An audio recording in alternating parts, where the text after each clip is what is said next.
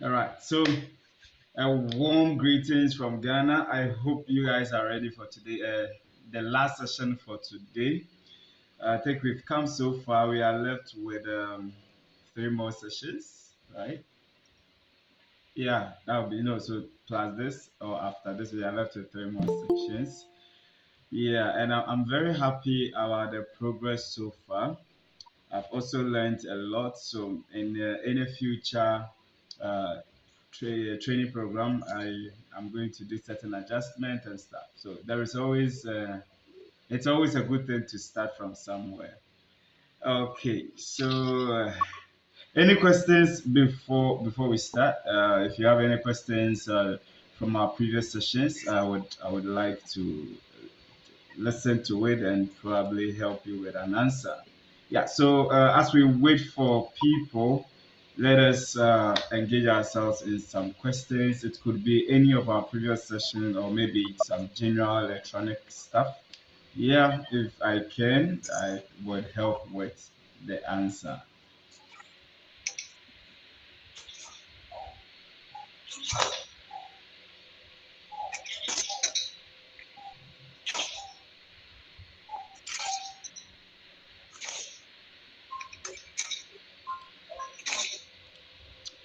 Okay, so any questions? Any questions? Any questions?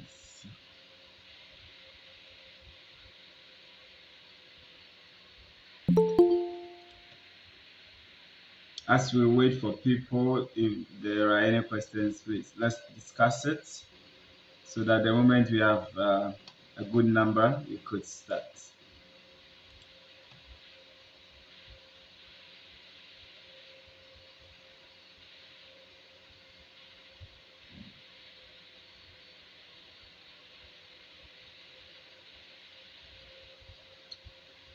So, how many of you have been following through?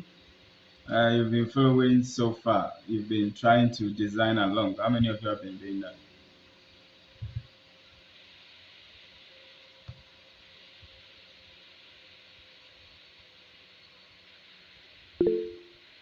Uh,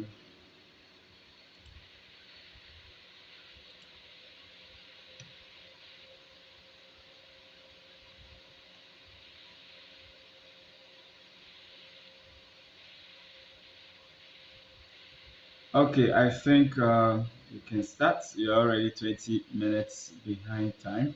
Okay, so in the previous session, we got to a point where we exported our job from the schematic to what do you call it, the PCB editor, right?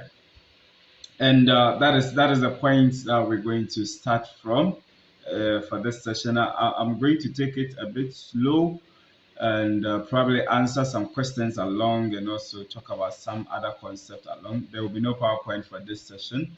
The last PowerPoint would be for early tomorrow morning before we start the routing. So I'm actually looking at starting the route in the first section and completing it in the second session because the last session is supposed to be for hangouts. Probably if we are not done with the routing yet, we spend an hour completing it. Then we use the rest of the period for hangout to talk about the progress of electronics, especially in Africa.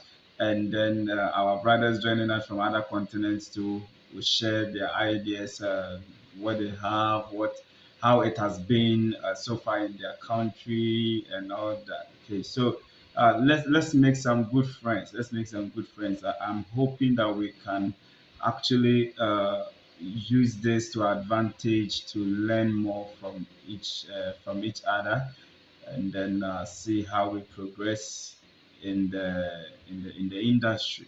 Okay, so please let's not use this as a form of joke or no. If you are in my if you are around my eyes, right, and you know how my muscles are struggling, you wouldn't take this as a joke. But in all, I actually love to do this, and I love that I still have audience to listen to it. That is so. In fact, even if I had one person listening, I was going to teach exactly what as I'm teaching anyway, because that's the point. I don't need the whole Africa to be here. I just need the few who want to listen.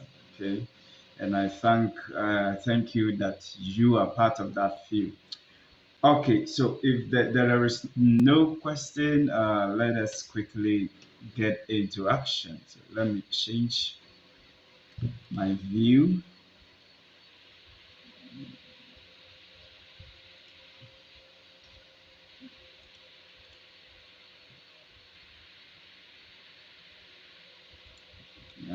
Okay,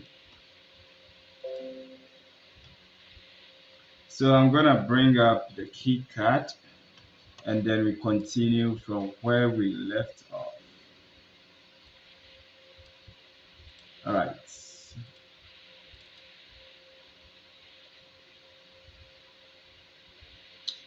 So this is our schematic so far. Everything has been annotated. The footprints for the components have been assigned, and then how do we call it? We have exported it into. Oh, okay. Let me share. Sorry.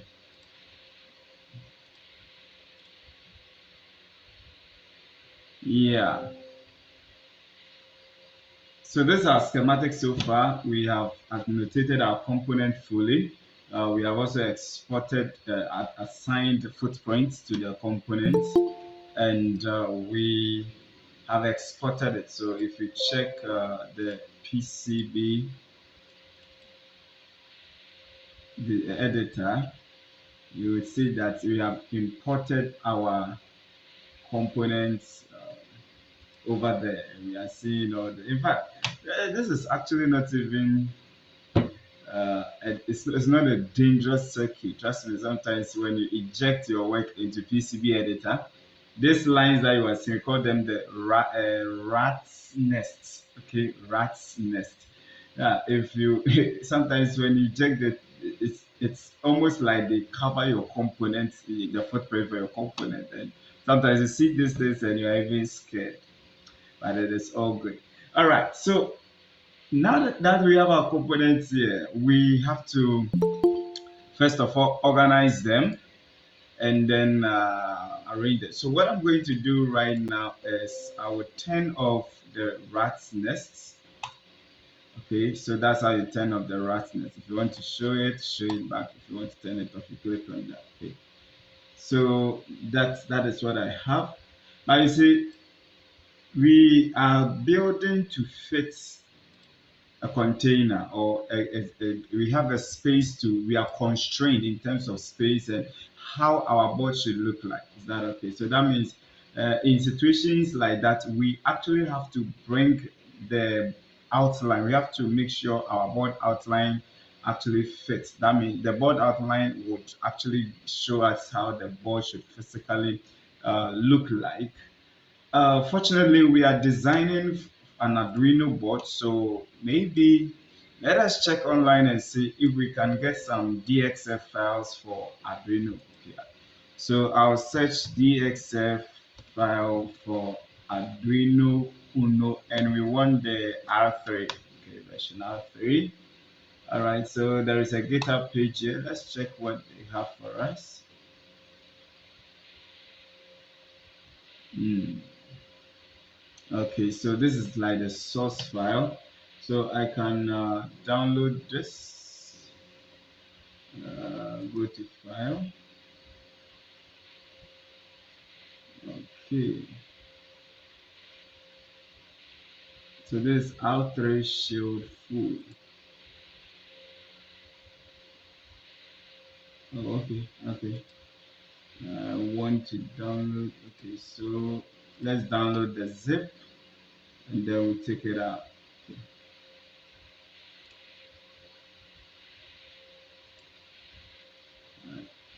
So this the DSF file is going to show us the outline of the Arduino, okay, so that we can use it to design our board outline. That's all we are trying to do right now. Okay. Okay. So as usual, I'm going to put it in our project folder, which will be let route. Let me put it in my intent. I thought I created temp folder. Let route Uno. Okay. So let me put here temp, and then we'll download the file into the temp folder. Okay. All right. So now let's navigate to our file. That will be let's route. Navigate to our file and then extract the file. So right click and extract here. Can I get rid of this? Okay, I think it's okay. So it contains more than one file, but we have the full board here.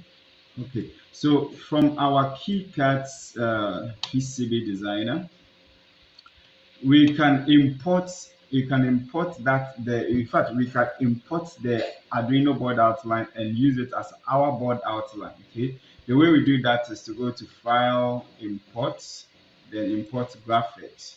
Okay, then here you select which layer you want that file to go. Is that okay? So for now we want an edge cut, something that would define the area of our board, so we call it edge cut. In other software, you hear of board outline, but in KiCAD, we call it the edge card.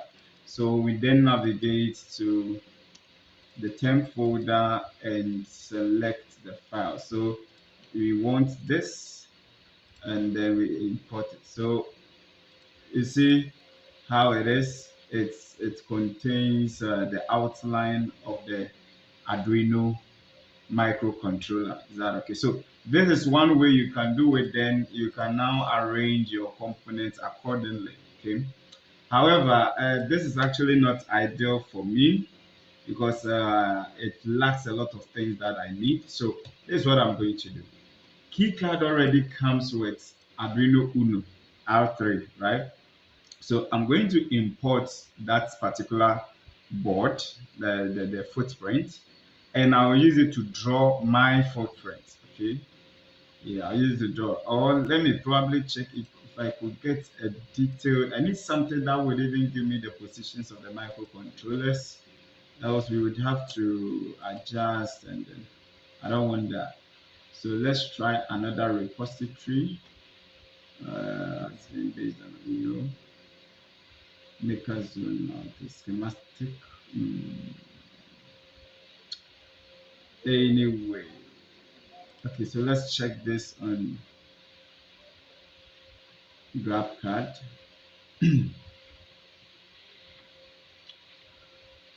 Oh, that's nice.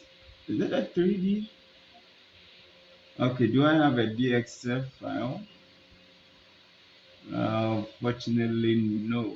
Unfortunately, no. Anyway, so that does not help us. So let's just go and try my method. So I'm going to import the Arduino footprint, the R3 footprint, but I'll delete it afterwards. I'll delete it after. I just want to draw the out, use it as a means of drawing the board outline. Yeah, so if you have any questions as we are talking, this session has to be interactive. Okay, this session has to be interactive. You have to be, if you have any question, you can always draw my attention, else you feel bored. Okay, thank you. All right, so if you have questions, please keep them coming. Keep them coming. Yeah, as usual, my PC is quite slow, but we move.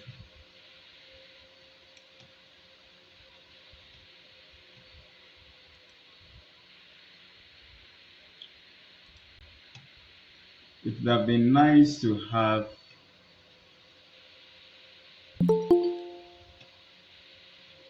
the DXF file directly, but I mean, we can still work with this.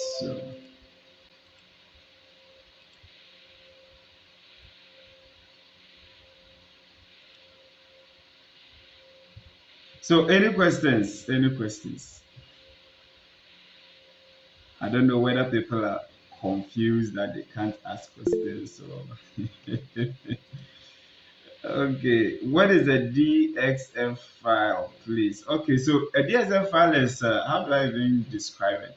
I know it's a 2D. It's one of those CAD files, 2D version. So it usually gives you an outline for something. Okay, It's something I just know about, but I don't have much knowledge in it. But I know it's a line drawing kind of thing. Okay, it's a line drawing. I think I'm just googling. They call it drawing exchange format. Yeah, so probably just Google it online. So anytime you make a drawing, if you convert it to maybe a DXL, it gives you the outline of the drawing of something like that sort. Okay, and it's not something I have much knowledge about, but I use it though. Yeah. Okay, so we are looking for Arduino Uno R3, right? Now you see, there are differences. Let me expand this. Let me expand this. Look at this. You see, the one I have here, you can only see the pins and the allocation for the port and the USB. I don't actually see the positions for the host. That's not something we want. This is also for R2. We don't want that. So this one shows you the host, okay? And this doesn't. This shows you the host. So these two shows the host. Okay, so I'm just gonna go ahead and grab this and bring it here, okay? Now, let me quickly show you something from the 3D viewer. Let me show you something from the 3D viewer. So over here, you realize that that Arduino has actually turned the way the board is. If oh, okay, all right. There is no footprint on it, but let me show you. Let me show you. Let me change the view. Okay, so look at this. Okay, if you look at the orientation of this thing is inverted at my end. Okay, you see this small one, the barrel. Okay, the barrel is the smaller. It's, if you look on the DXF or the board outline, the footprint that we brought in, the smaller portion at the end is the barrel, and the other one is the USB, right?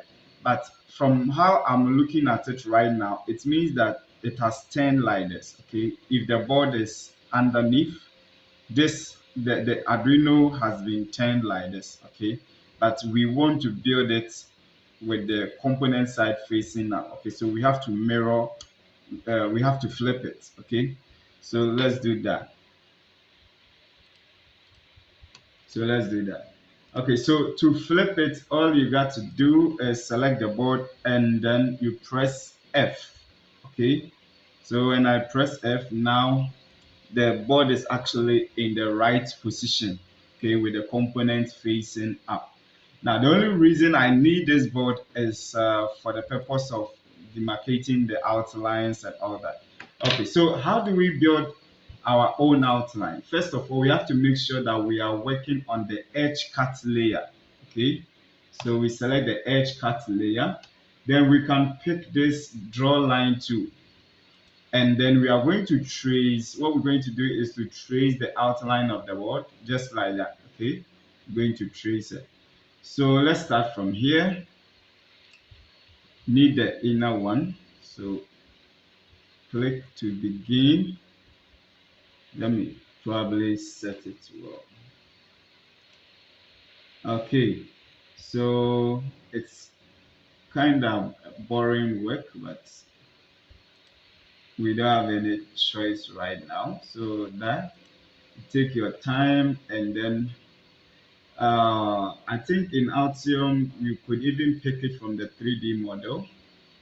Altium is quite flexible when doing these things, but KiCAD is still doing great with it.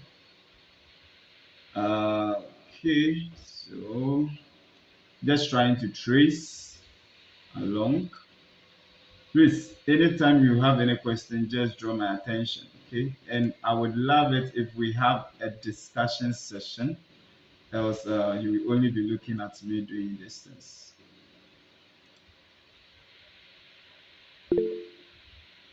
Yeah, Bright, go ahead. Prof, please, I want to ask what you are doing there. Is it where this how do you call it?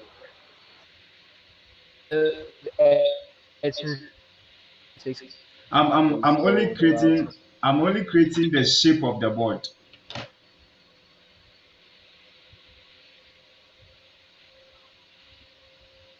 Did you hear? I think its network is not okay. All right. So you see, the board outline is not supposed to include the extensions of the USB port and the, what do you call it? The extensions of the USB port and the DC bar. Okay. So I'm going to run it through like that because they are not supposed to be. Their extensions are not supposed to be part of the board outline. So now you, before this thing will close, you have to make sure it snaps like that. Okay, it has to close. The drawing that you have made has to close. If it doesn't, you will have issues. So now let's go and check the three. Let's go and show it in 3D view. So you see that we have the shape drawn, right? We still have the Arduino Uno footprint there, but actually we have actually successfully, previously this was taken all over, okay, but right now we have it just in the shape of the Arduino, okay? So that is what we just did. Now, the next thing I'm going to do is to place the ports and then, yeah, place the ports and the header pins. But then you realize that we actually also need holes, okay? And I think these holes are supposed to be M3 in diameter, okay? There are standard for holes. There are standard for holes. So this hole is actually M3. So let's go and add holes to our schematic.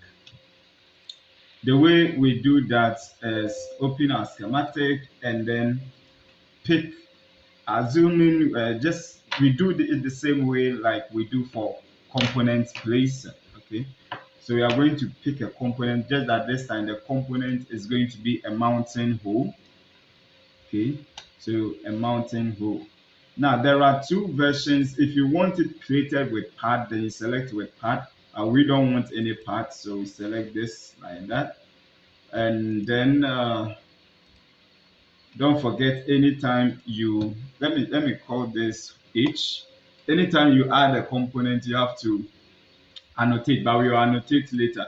So let's assign a footprint to it. So I selected this and the component and pressed F. Okay, that brings up the footprint editor. Okay, so we are looking for mountain hole. Okay, and specifically we want three M3. Okay, we want this without any pad. If you select a pad, that means they will plate inside, but that's not what we want.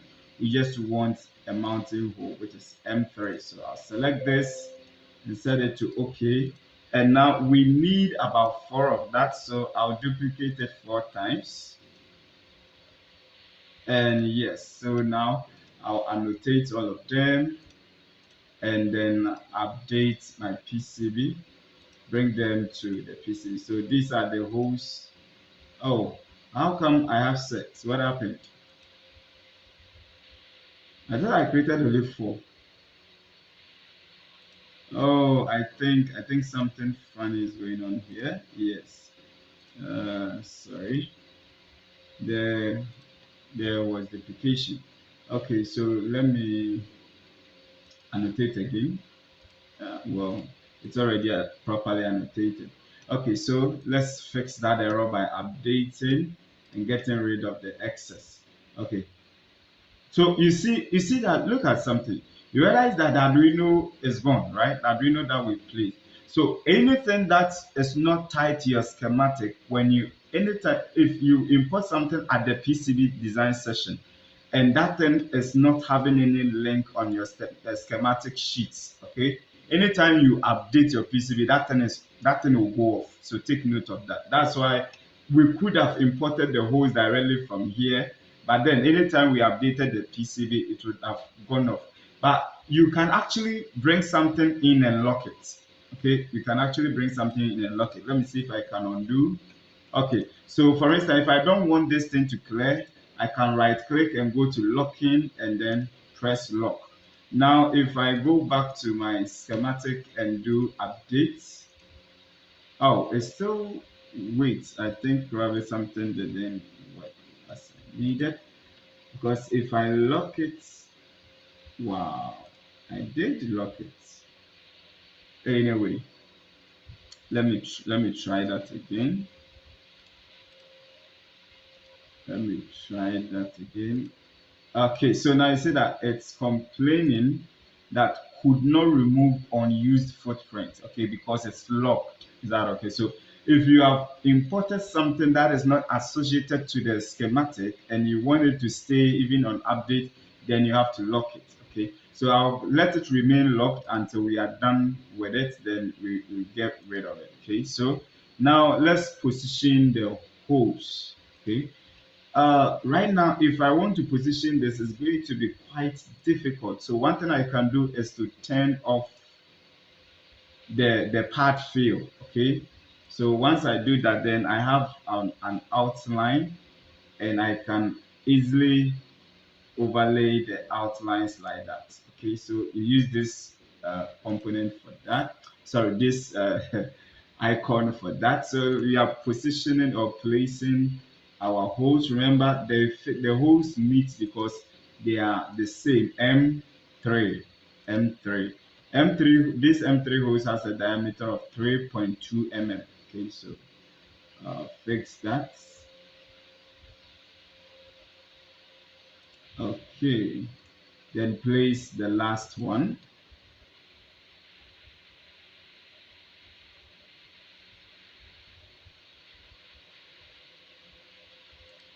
Okay, so now we are done, but we still have to mount these guys too. But I think we can bring our we can turn off the outline layer. Now let us place this guy. So we have to make sure the outer section aligns properly. Okay, so I'm going to overlay it on the middle, the red line. It's like this, the one that we choose is quite bigger than, but it's all good. Okay. All right, so I think this place is about it. Then we'll place the DC barrel. So the DC barrel, if you look on the physical board, is very close to that hole. So if we want, is actually putting it here, that's fits. Okay, so the DC barrel is very close to the hole, but it's not in the hole. So let me move it a little bit forward and align it well. Okay, so that is about it. Okay, so the next thing that we have to place will be the pot. Okay, to place the pot, I'll have to bring the rat's nest back and then we can place the pot. So I'm going to place the analog pot first. In fact, let me see if I turn it off, I'll still be able to place it. So, okay, I think I should put it on outline mode, zoom in, and make sure they fit. Okay. Now, look at something. See, I'm having a very fine movement, right? If you realize that your components are not you are not having a very fine movement, just right click on this grid, go to grid properties and adjust this. So you see that right now my grid is on 0.01, which is very fine. That's why I'm able to move almost at any position. Okay, so if you realize that your movement is very coarse, just come here and change, select a different grid. Okay, all right, so I'm going to place the next. This one is the 10 pin. Okay, so the 10 pin that goes somewhere here. That's so D8 up to, zoom in. At this point, you want to be accurate as possible. If your adjustment is still not fine, you can always hold the control key whilst you move your mouse. Okay. Next, you pick this. What's this is D RX to D7. So R to rotate and then place.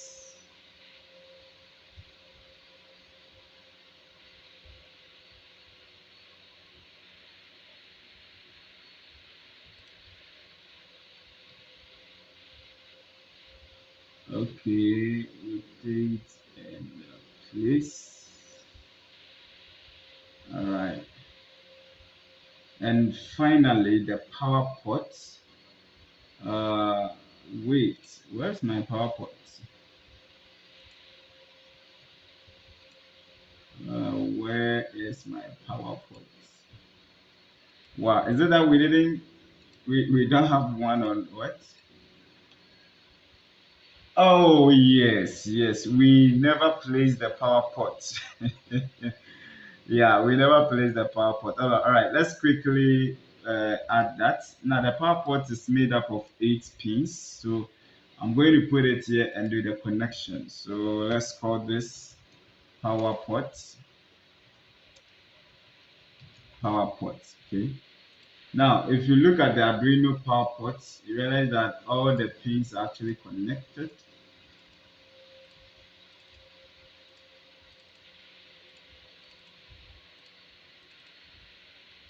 except for the last one.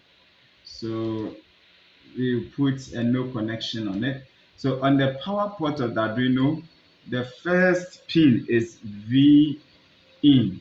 Okay, that's another place aside the jack where you can connect your VCC. Okay. Yes. So the first pin is VCC. Let me adjust this.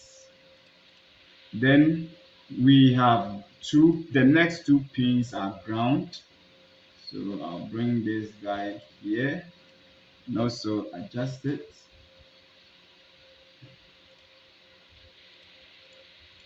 Then the fourth one is 5 volts. The fourth one is 5 volts.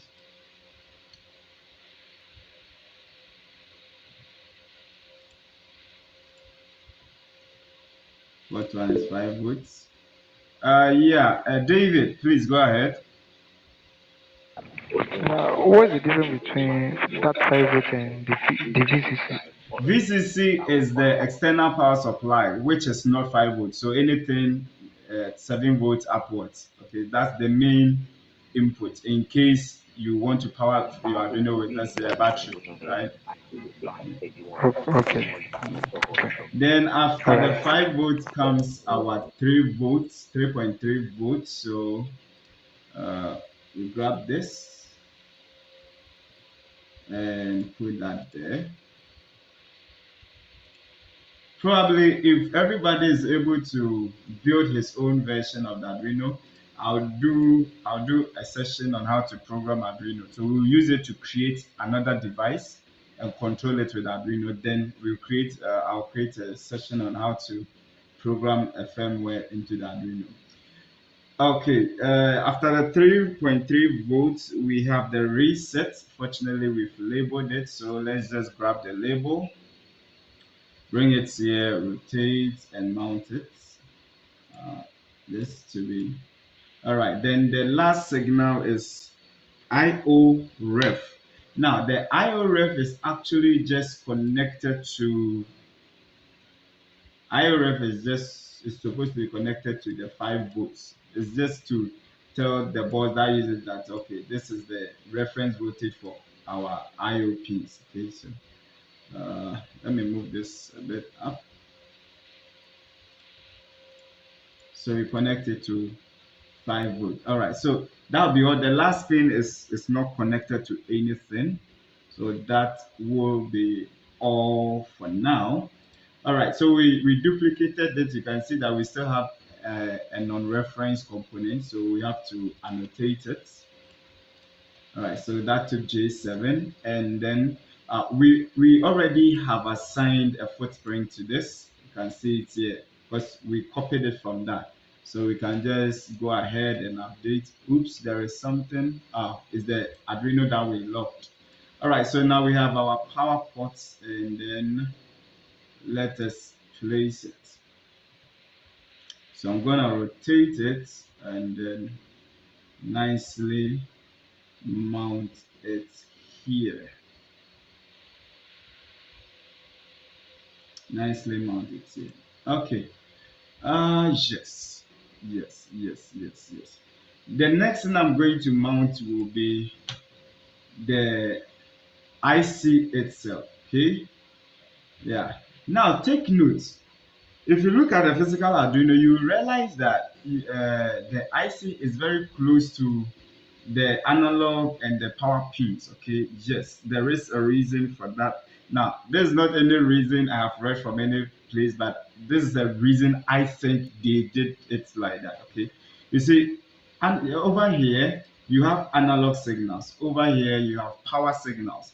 So if you probably bring this in the middle so that okay they are all equidistant from each other, you are actually extending the trace length of the analog signals, and that could put it into a lot of noise environment. Okay, so by keeping this closer to this end, right, you rather shorten the traces length to the analog pins and also to the power. That means you reduce the inductances as a result of the traces. Okay, so I think that is the reason this is very uh, is nearer to the analog pin and the power pin instead of being in the middle. Okay, yeah, that is what I think anyway. This is very close to the hole and also to the bottom. In fact, I'm actually looking at an actual Arduino. It is somewhere about this. Yeah, I think it is somewhere about this place. Yep. Okay.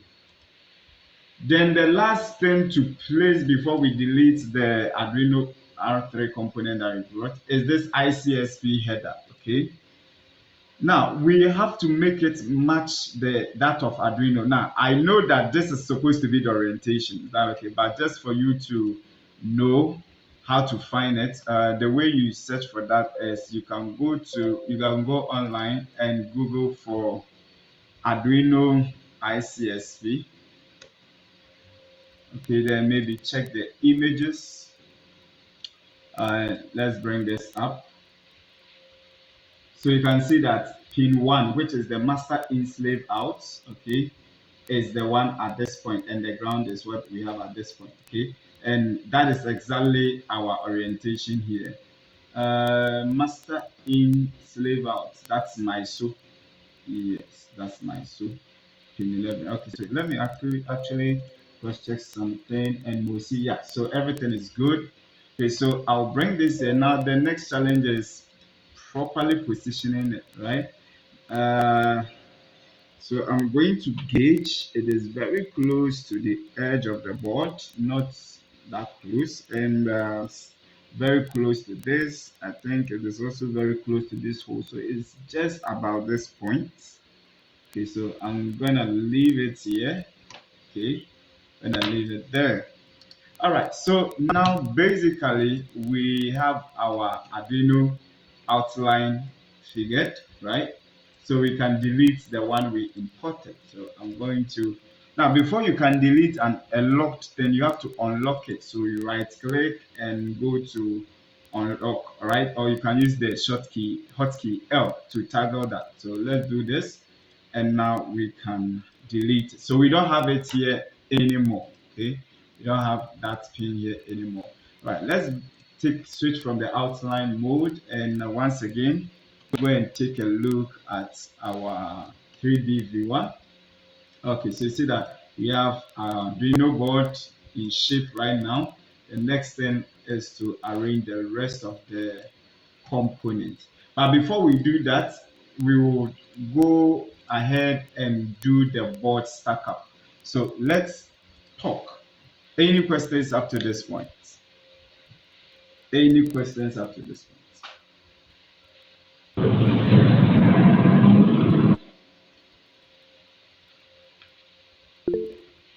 Yeah, Enoch, go ahead. I'm actually in a noisy environment, so pardon me.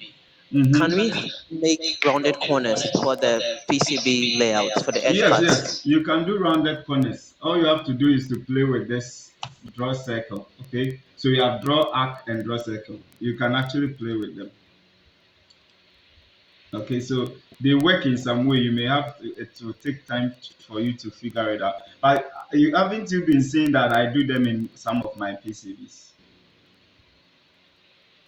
So yeah, I do see them, but can you quickly show us an example, like how to do it Okay, quickly? okay. So for instance, if I want to create a rounded corner here, right? Let's see.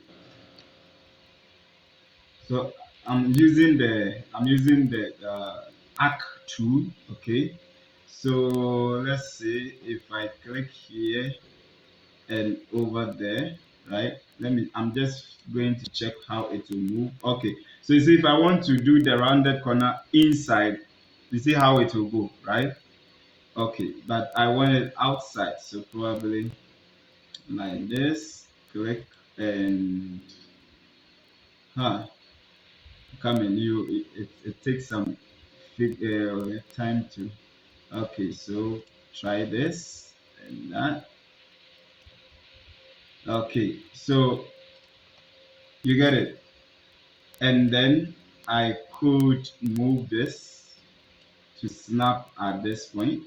Okay, so you have to move it till you see that it has snapped. Okay, and then also move this until it snaps. So zoom in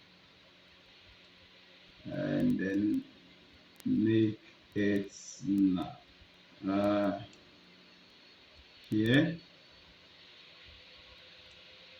Okay, so if it has snapped, then the board should be updated. So if I go to view, yeah. So the board is it's not properly connected or something. You have to fix the snapping. Alarm. Okay. So I think sometimes when this happens and I go to repair board, it's able to fix it, but I don't think this time it came. So let's check it again. Let's check it again. We were here and then we wanted to snap this. Okay, there's supposed to be a white line show, a white circle showing. Okay, let's try this. Let's try this. Let's see. Mm, okay, so one thing we can do is to do DRC check. There should be board outline, board outline, board outline. Oh, come on. There is a way to check for the polygon, whether everything tools, clean up graphics. No, clean up remove that. Okay, let me, So yes, it wasn't actually our circle, this thing that we placed here. Okay, so we delete it and everything should check out now. So that is it. Are you okay? Hello, Enoch, are you okay? Yeah, I am okay because I often struggle with it. That's what I Yeah, wanted yeah. you to show us quickly. Myself. I think uh, I had to try it. Like I had to figure it out when I was routing a certain board. So yeah, it always takes getting used to. All right, so let's undo. Please, any other questions?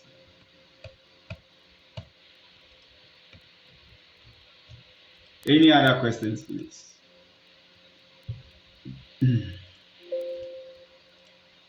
So let me make Yeah, sure. Mr. I Main. think I hello. Mr. Main. Yes, sir. Yeah, so I assume the reason why we want to create these corners because of yes design. Actually, we are designing the Arduino board, so the Arduino board has these corners. So I'm okay. I'm saying that the reason why you would want to have this round corners. Yes, design probably if that's what Is your there container takes. uh, okay? So there's no technical reason for that. There is. It depends on the product you are building. Okay. I don't know if I have this. Let me see. Let me see. There is this project I'm working on. Coming. The containers demanded rounded corners. Okay, I'm designing to fit into a container and it demands rounded corners. So there is a reason. Sometimes, yes, it may be because you just want to have that, but there are instances when you have to do it because that is how you have to do it. Trying to do I have an image? Hmm. Unfortunately, I don't think I have it there. Okay, okay. Let me bring this up. All right. Yeah. If I should remember well, in Eagle, doing coming up with those rounded corners isn't that difficult. It's something very easy, Yeah, right? it's. I mean, it is all about the tools that have been made, right? There are so many. It's been a long time I did Eagle. In fact, the moment I started using KiCAD, I haven't touched on Eagle before, right? But it's all Okay. about tools. These things you can easily do them in Altium, so it's all about tools. And also, Sure. yeah. Also, if you really know how to use this Arc tool, I mean, it's not a big deal. Sure. Okay. Yeah. So okay, I think I have something here probably I could show.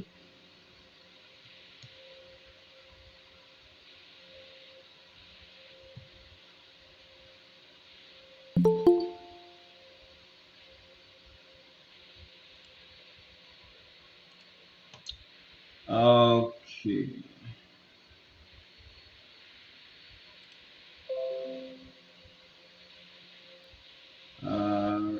So look at this one for instance, right? I had to do rounded corners, okay? Not because I wanted to, because the container in which is going to fit demands it. Do you get it? And also this one. And so this one, I don't have any rounded corners on them. But look at this. This outline you are seeing is because of fun. It's because the container we put it in demands it. Okay. And this is also another type of rounded corner. So the outline of your board depends on what you are doing. But the thing is, sometimes you have the opportunity to design it as you want. Is that okay? So and these things right now, they have the PCB fabricators have machines to route them. So you actually don't have any problem with any outline you want to design. At least Eric, please, quick question on this. okay. Quick question on this very design. So, when you take those green terminal blocks, those are the far right. Mm-hmm. So, such connectors, do they all exist in KiCad, or sometimes you have to design these things? This one, yeah, the terminal block you get, but the 3D model, I grabbed it from GrabCAD. Oh, okay. Yes, yes, Okay. yes. I grabbed it from Right. GrabCAD. Even look at this outline, right? It's a That's network impressive. switch that I did for an IoT device. Okay, so you see that it has a very crazy outline, right? Yeah, so it depends on what you want to do. Hello, hello, Mama. Speak, coach. I want to speak. David, yeah, go ahead. Coach, that's what do you want to go and coming on Can you get away from the person speaking? this way. Why not? Why not? Okay. Any other questions, please? Any other questions? So Google Map is telling me to go like You're saying we should go to our left, right? yes. Google Map is telling Google me. Map is Okay. Please, any other questions? I want to close this. Okay, yeah. So these are things that I've designed. Not just designed; they actually here built. The PCBs are all here. This is something. And yeah. So the outline, it all depends on what you want to do, and sometimes you are restricted. Okay, so yeah. Okay, so let's continue. Any questions? Any questions? All right. So please, this session, because I'll be doing much of the work, if you have any questions, just drop them. We can be discussing whilst we are still routing, okay? So that it will be very active. Okay, so now the next thing is to place these other components, okay? All right. So this guy here, usually what I do in order to make it easy to identify the components, uh, I'll put my uh, schematic and then PCB side by side. You can turn this panel off, this layer panel off by clicking on this. Okay. All right. So right now I'm going to place the components, place the FTR programmer. Okay. And take note, every component on this has to be very close to it, especially the capacitors, the coupling capacitors. Okay, so the first thing that is this. So once you click on it in the schematic, it will highlight in the PCB, right? So press M to move it. Now this guy is supposed to work. It's supposed to be very close to your USB port. Is that okay? Make sure you put it very close to your USB port, and also orient it such that it is easy. You see, these are the D plus D minus USB lines. These are differential pairs.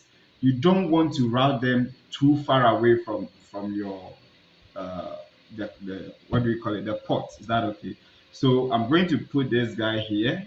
At least this space is enough. Then once I place this, I'm going to place it decoupling capacitor. So the first one goes to pin 20. I'm going to move. So please take notes how I'm arranging them, okay?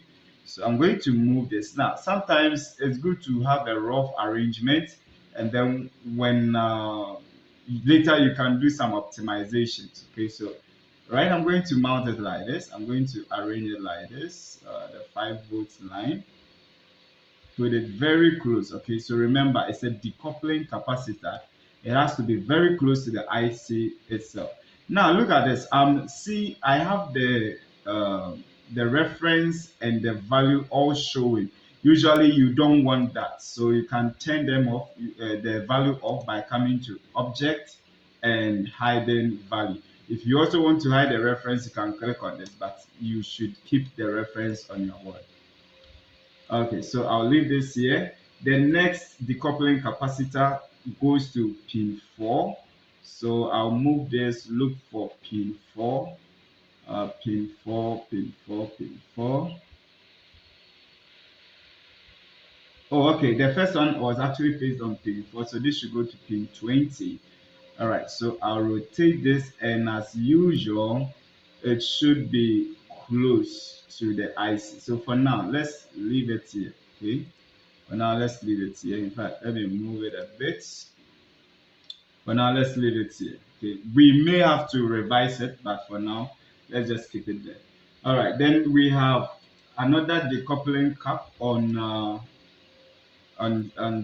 three like pin 17. So we look for pin 17, and yes, so it has to go here. So I'm going to align it with the previous one like that. Okay, but if I do this, let's see, the distance from here to here is quite far than from here to here, so I'll pick this and rotate it instead and put it here. Okay, so now it's just from here to here, which is quite better.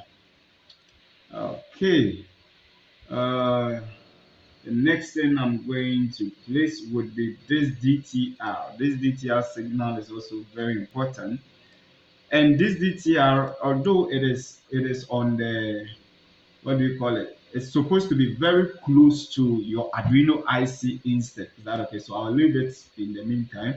It's supposed to be closer to your Arduino because its effect is on the Arduino. So if you put it too far away from the Arduino, then you are going to introduce impedance in your line and it may not work as you intend it to work. All right, then the next one will be these guys. These guys, I don't have to put them closer to this, so I also leave them here for the time being. So yeah, for now, let's see. But then don't forget we also have connections for this USB. So technically, we should have done that first. So you can actually group components together in KiCAD. You can select all of them and click on the group tool. Okay, so now you can move them all together. So I'm going to shift these guys here and arrange the components for this. So the most first of all, I'll place the shield cap, and this has to be very close. So I'll place this shield cap probably for now. Let me say I'll place it here. I'll definitely not place it there. And then this uh, Schottky diode, Schottky diode V bus is here. So Schottky diode, if I orient it like this, that will move my uh, it will move my programmer too fast. So I'm going to turn it like this instead. Okay. So let's assume we will have this guy here, but definitely we are not going to have it there. Okay. And then we have our TVS. Okay. So let's bring the TVS closer. So the orientation, what would help us? Now take note, as you are working, you want to be avoiding crossing nets. Is that okay? You want to be avoiding crossing nets. For instance, look at this. We have D minus here. So if I'm routing, I can easily route it to this point, right? But the thing is, I actually have to shift this guy away so that I have enough room to pass this signal for my programmer. This one. Okay, so let's bring him into the equation so that we know where to route it through.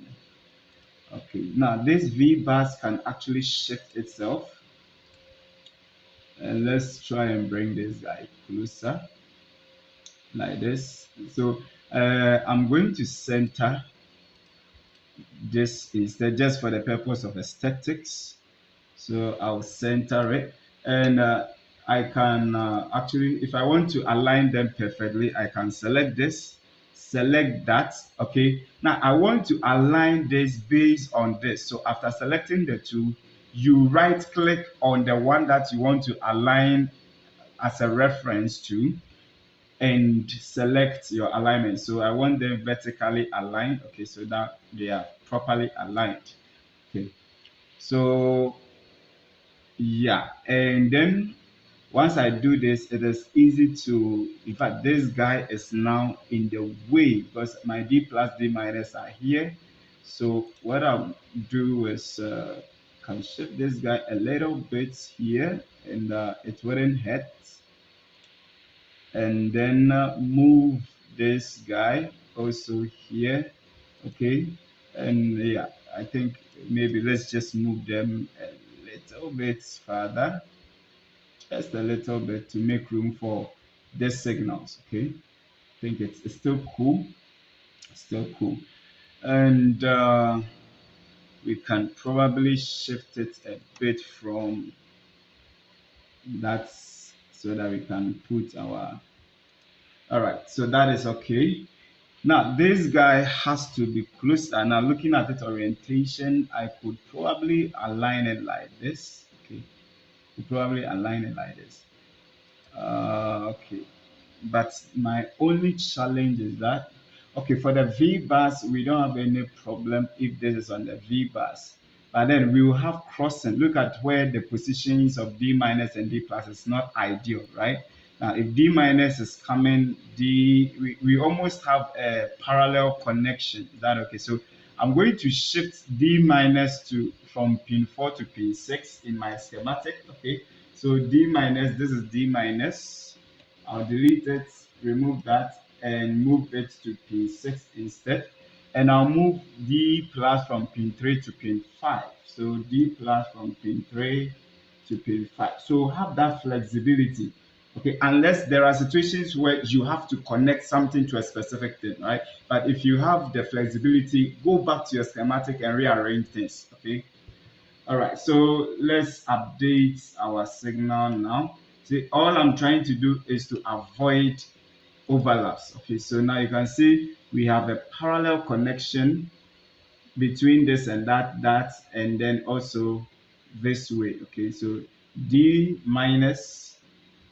Okay, so we may have to overlap with this. Definitely one of this will have to overlap. So for now, let's just keep it. Now, V bus is here. V bus is here, and the signal we want to connect to is also there. Uh, All right, for now, let's do this. It is ideal to put this TVS on this line because the VBus can actually handle itself. It's not very sensitive compared to the D plus and D minus line. So instead of having VBus on pin 1, I'm going to move it to pin 4 so I can route it here to this place because VBus is here, so I can route it straight without crossing anything, right? So I would take this from there and move it to pin 4. That okay? And then update.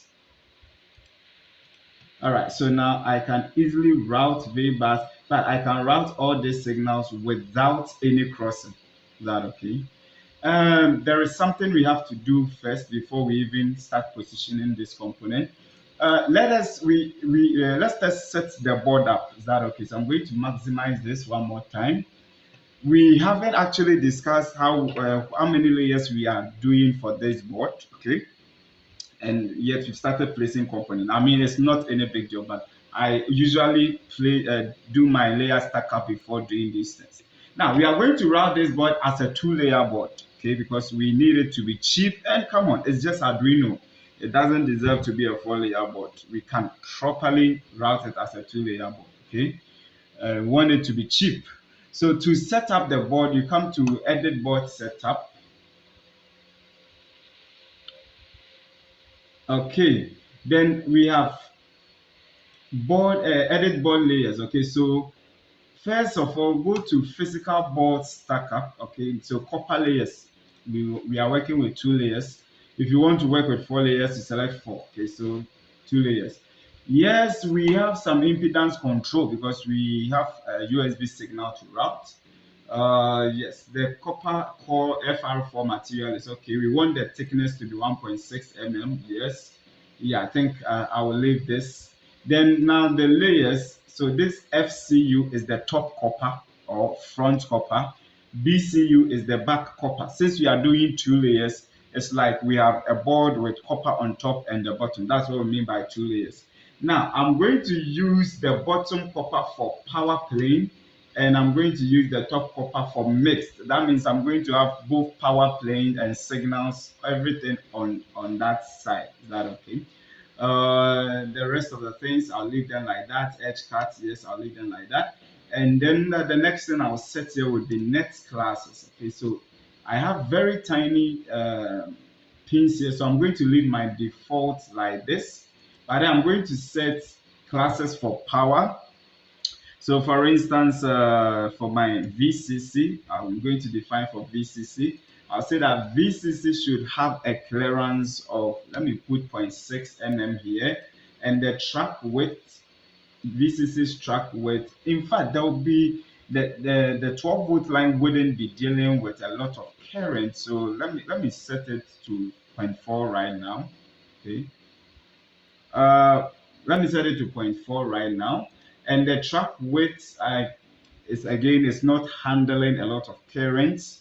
So I can set it to let me set it to set. Let me set it to set. However, you can actually calculate these things. Okay, KiCAD has a tool in here that you can use to calculate. So calculator. Okay, if you bring out the calculator, you can actually use it to calculate your trace width and then other stuff. Okay, all these things here You can use them to do, but I won't go into that right now. Now, the fact of the matter is that current we are handling is very little. Okay, so usually this doesn't call for any rigid calculation of signal width and all that. Okay, so I'm just setting this per my experience. Yeah, somebody raised a hand. Please ask your question. Yeah, my question goes for the clearance. What is the essence of the of for So setting the the clearance? clearance is like the space between two wires, right? Two traces. How much space it should be put between two traces. That's the clearance. All right, all right. Yeah. So the clearance I'll set it to point 0.4. No, probably let's just make it 5, just to And trust me, in PCB, zero point 0.5 is a lot of distance. All right. Then the trace weight for the power, well, it actually wouldn't hurt if we set this to 1. We don't know what somebody may connect to it. So let's set it to 1. And the via size, I'm going to leave this via size on 6, and the hole size, I'll make it a 3. Okay. Going to make the hole 3. If you make it too big, you will see physical holes in your board, and it's usually not appealing. So don't make the hole too big. Okay. So that it will be that for power. Then the 5 volts net will actually be handling even much current than the 12 volts. So 5 volts net, we will keep 5 volts net the clearance for now. Let's set it to zero point 0.5. Yes, we may have to adjust it to route some things, but we'll keep it at zero point 0.5. And we will set the trace, the 5 volt net trace to zero point 0.8, or maybe let's just keep it to at zero point 0.1. If there is a need to change it, we come to change. So 6, and then the whole diameter of 3. Now, let me mention that when you are doing these things, okay, check with your fabricator. Definitely, I'm going to fabricate this board with JLC PCB. Okay, so let me show you where to find that information on JLC PCB. Now, this is not to do advertisement for JLC PCB. They haven't sponsored this program. But then I'll be printing with them. So let me just jlcpcb.com. And then you go to capabilities. Okay, go to capabilities. And so what are we looking for? We are looking for trace. So drill holes. Okay, so in terms of holes, the minimum that they can do. So hole size, the minimum they can do is 0.2, and the maximum is 6.30. Okay. Yeah, blind VS, they don't support buried VS. A buried VI is a VI that moves from, let's say, one layer to another, but not through the entire board. Okay. JLC PCB doesn't do that. So if you are working for JLC, doing work to print in JLC PCB, take note of that. Now, the hole for a pad, minimum hole is 0.2. That's what they support. Okay. For VS, I think for VS minimum. But I think for single and double layer PCB, the minimum via hole is 0.3. Okay, so that means what we have set is actually in the right thing, but it is actually not probably a good idea to be working on their maximums. But well, we'll keep it that way. Then the minimum via diameter. Okay, so a via is as we are routing, we will get to a point where we will have to connect signal on the top layer to the bottom layer. The way we do that is by using a via. We push a metal through it to connect the two layers. Okay. Now, when you create such a thing called via, the minimum diameter will have to be 0.4. Fortunately, we have set 0.6. That is good. And the via hole is we have set it to 0.3. That gives us, I think, a pretty good annular ring. The annular ring is, you see, if you subtract this hole from the bigger diameter, the rest of the area, that's what we call the annular ring. Okay, so I think we are still in, we are still fine. Our board can be produced. All right, so I'm going to leave this via hole to 3, and then, yep, I'll keep it like that. Then what other signal requires attention? Let me create something for the digital piece. Okay, so the digital pins, I'll run them on the defaults, but I'll be doing some variations on them. So I think for now we're good. Now, after setting these net classes, the next thing you have to do is to come and assign them. You can see that by default, all these things are default associated with the default net. Is that okay? So you don't want to do that. So we are going to set the 3 votes. We are going to assign it the 5 votes. So it will have all these properties that we have defined here. Then we will also set 5 votes to 5 votes. Every Oh yes, we have differential pairs here. We will define the differential pair very soon.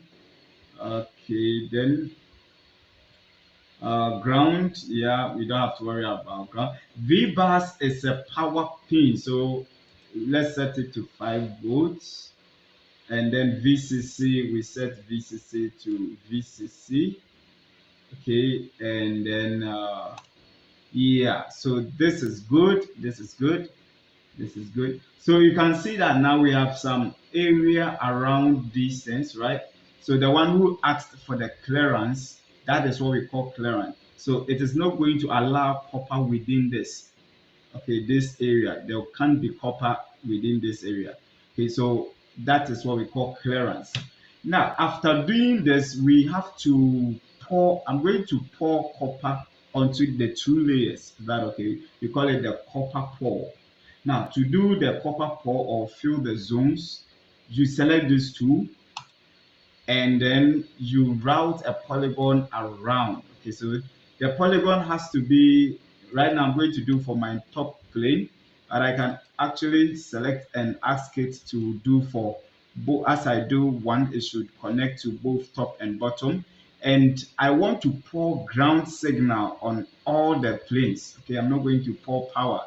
I'm pouring ground on all the planes. Tomorrow, when we start to route, I'll explain why I am doing that. But for now, I'm just going to pour copper on all the planes, ground signal on all the planes. And then, so we are drawing a ground pour around that. Sorry, we are drawing a polygon and use it for something important. So right now I'm tracing the outline.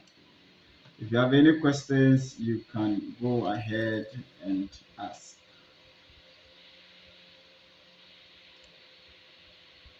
Still drawing, and I think I'm gonna end here. Okay, so look at what I've done here.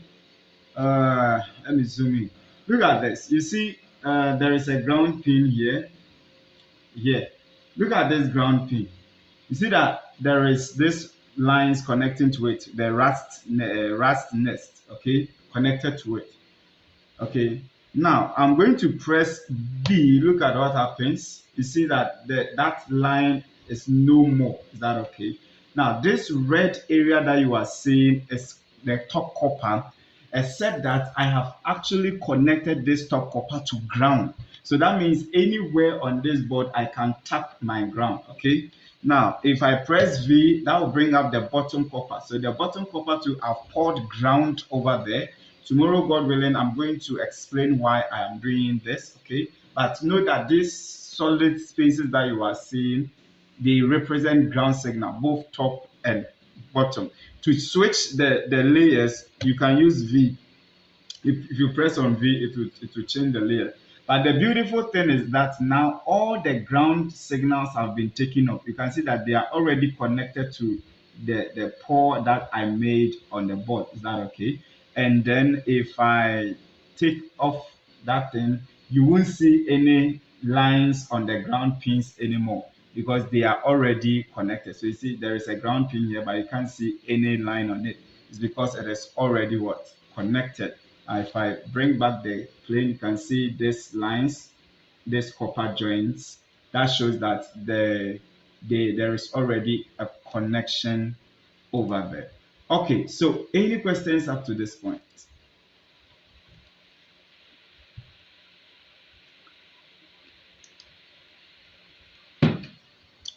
Any questions up to this point?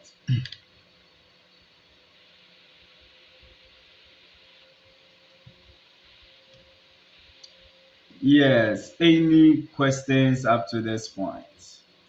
All right, let's move. So now that we've cleared those things out of the way, let's proceed with our component placement. Okay.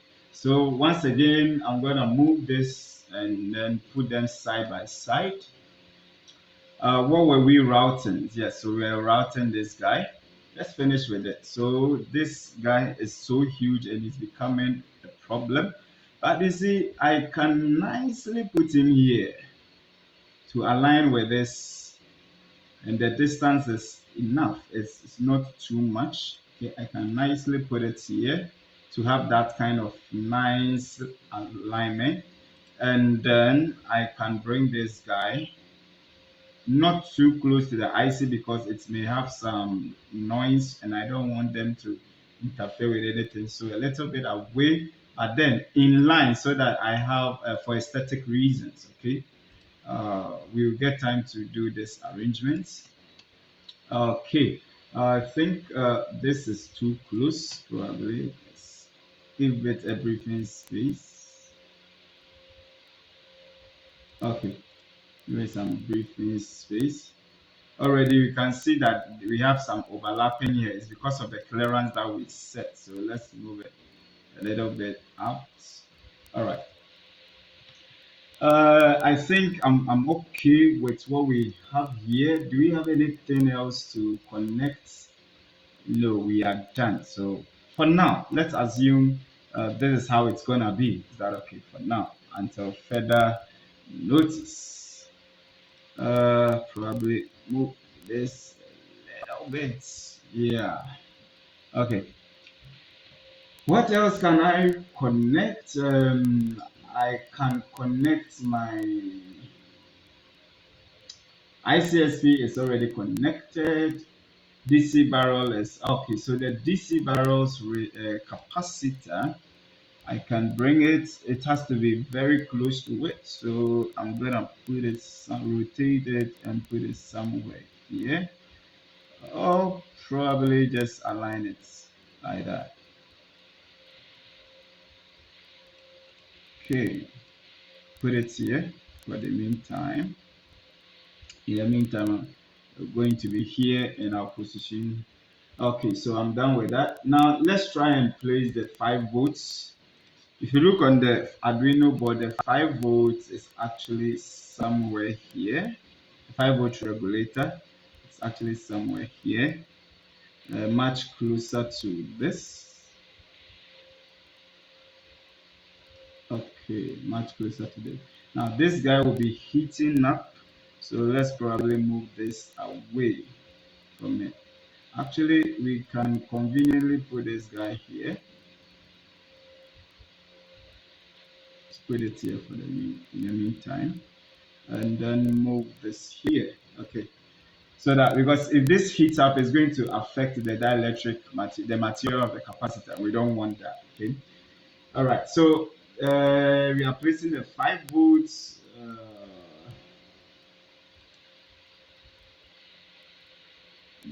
Okay, so let's also place this now. This guy technically has to be closer to the pot. Okay, so what I'll do is I'll move this a little bit backwards.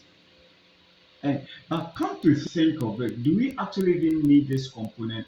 Because this is an active component. It should be able to have internally, it's going to have transistors and stuff, right? So it should technically be able to stop reverse voltage by itself, a reverse current by itself, because it's an active component. Okay, so technically it should be able to block it. Should be able to block it. I think we really don't need this component. Okay, I'm gonna take it away because this IC here, okay, this voltage regulator internally is using transistors. Okay, and transistors have direction, so that means it's not that possible. Okay, I will probably check it out, but for now I'm going to take that component away because it seems to be an overkill. All right, and once I've done this, I would have to update my port and then take that away. Okay, all right. Okay, then this fuse. So remember, we moved this fuse to the 5 volts line in the afternoon. So let's place the fuse. Okay, so going to put the fuse somewhere here. Put a fuse somewhere here. All right, I think it's good. And then let me move this closer and to the edge. Okay, so I can heat off and not be too close to this guy. Okay. The next thing that we are going to place would be this. Now, take note. This particular footprint. There are smaller versions. Okay, there are smaller versions that I chose to use this version for our work. Okay, but there are smaller versions. I think Arduino is even the 3.3 volt regulator on the Arduino board can I think source a maximum of 150 milliamps of current. Okay, it's not supposed to be used for heavy duty. Okay, so yeah, take note of that. Now I'm going to rotate this guy, and then wow, this is going to be a challenge. Uh, it's going to be a challenge. This is going to be a challenge. I think I may have to revise the. I may have to revise the size because it's too big. It's too big. It's too big. It's too big. Okay. Well, let's see. Let's place the capacitors first. Okay. So these two capacitors on the Arduino board, they are somewhere here. Okay, so check in. I think we have chosen the ones we have chosen are quite bigger, but they are closer to the IC and also to the pin. So maybe we may have to reduce the size. The one on the Arduino is about 5 point something, and the one we chose in the morning is about 7. Yes, if we can actually measure from here to there, that's 7.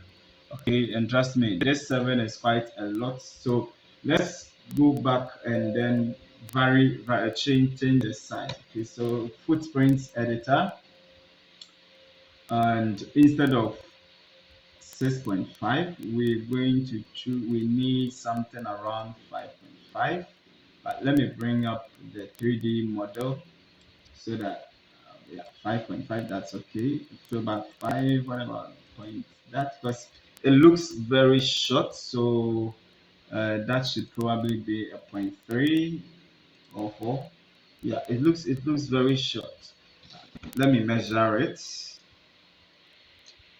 Okay, so yeah, so it's about point 0.5 something. So let me just go with this. All right. So I can just sorry, select this, copy, and then do the same, put the same thing for this one, okay, and then update my. So you see that now the size has what changed, okay, size has changed, okay. So because we need to put the two of them somewhere here. So in the meantime, let's move this guy away and finish placing of our capacitors. Now, if you look on the actual board, the capacitors, yeah, very close. It's closer to that, and then this one is somewhere here. Yes, I think we got the size right this time. We got the size right, and I'm going to rotate it like that and rotate because these are the capacitors for the entire board. So they are not for any particular pin or something. It's for the entire board. Okay. Put yes. I think this is good. This is good. This placement is good. Okay. Oh, okay. So actually, there is this diode on here.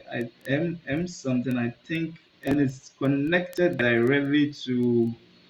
Oh, okay. I think we need the diode that we deleted. Okay, we need it. We need it.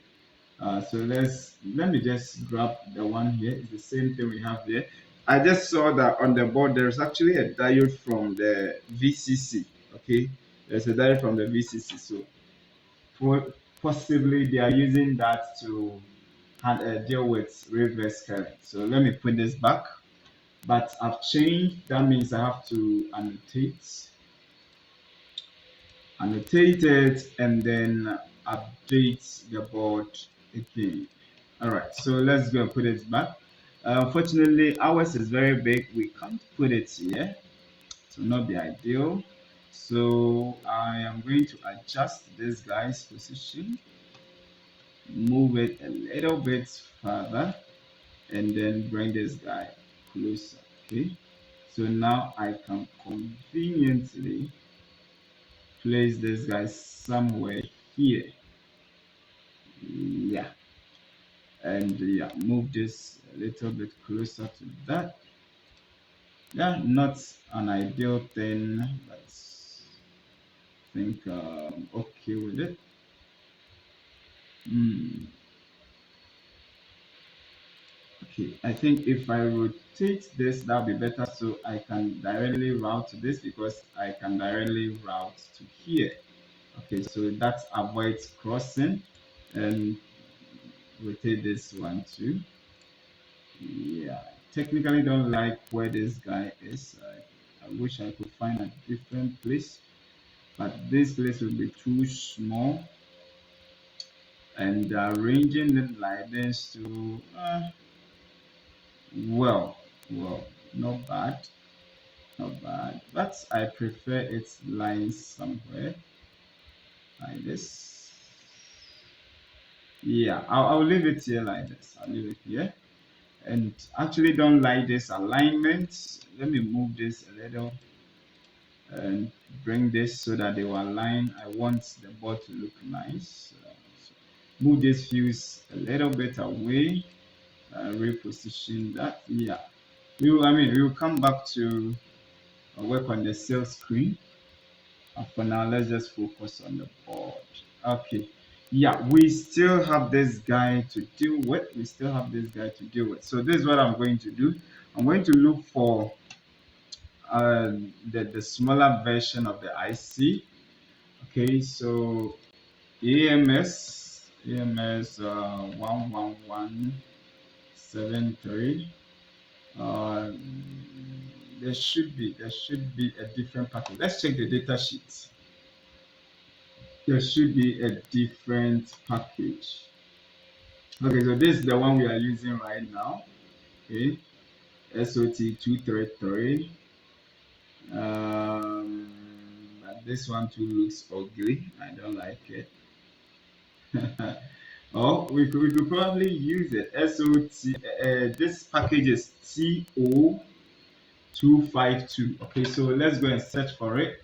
So go to edit the footprint, and then we want CO. So already we've selected CO. So we just have to look for TO.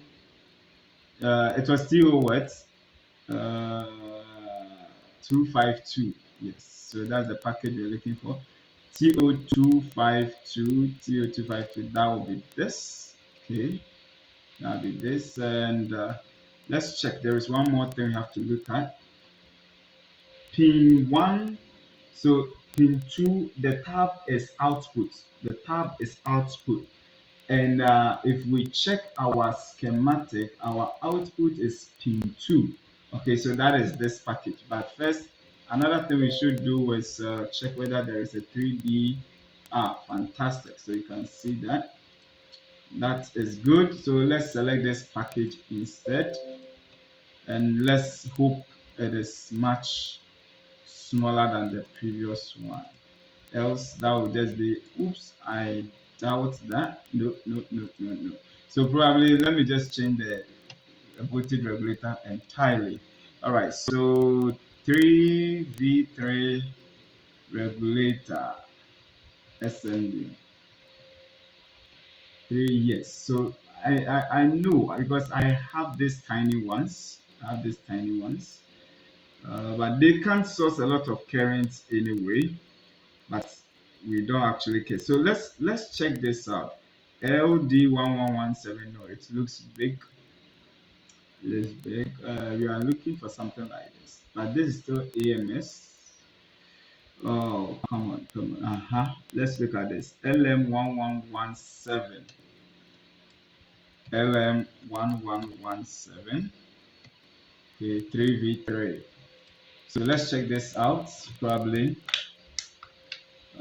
linear. Okay, so this one is from Texas Instruments. Let's look at the available packages. So they have this. I think this is what we are looking for. This is SOT DCY. What package is that? SOT DCY. Okay, let's check if there's any other information. I know there are tiny versions of these. I've just forgotten. Okay, 3v3 LDO. SOT 23.5. This looks like drop too many things. Many pictures. Okay. I think now we are moving somewhere. United Kingdom, please. Okay, so let's check this out. It looks smaller enough. I think this is what Arduino is even using. It looks like what Arduino is using. Okay, but it can source up to 300 milliamps, which is okay. We don't intend to doing it much with that. But what voltage this Texas Instrument? Let me highlight it. Yeah, so you see this is like okay, so it is good. Okay, this is actually, I hope they have this thing in stock.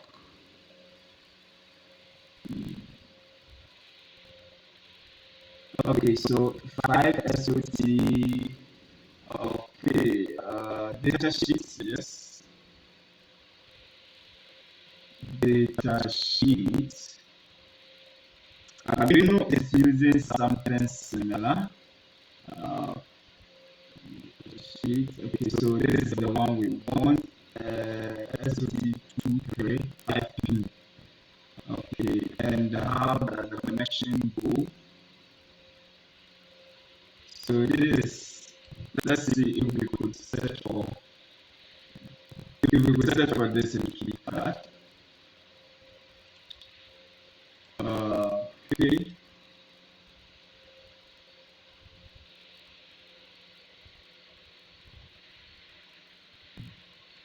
Yeah, so any questions please. All right, so it's not there. Let's see if we see. Yeah, yeah. So you can see that we have something here because I think we have it. 300 milliamps, one fixed output 1 volt. This is 1 volt, but I want 3.3 volts. Okay, so that would be this. Okay, this. So if we want to connect it, we have to do little adjustments, get rid of this, and then it has an enable pin. Let's check how the enable pin goes. So the enable pin is high when it is on, it is off, connected to ground when it's off. We don't have to do much. You can just join it to the 5 volts. Let me confirm something. Please, any questions? I just hope the enable pin. I don't want to hook it up to any resistor. The enable pin. Yes, so I can actually hook it up directly like that. Input voltage. The design parameters, input voltage 3. Okay, then I'm going to do this. Let me check something real quick over here. The recommended electrical characteristics be in, that is from this up to that. Okay. That is okay. That is okay. All right. All right. So this is the 3.3 volt version. Yes. Let's bring it in here.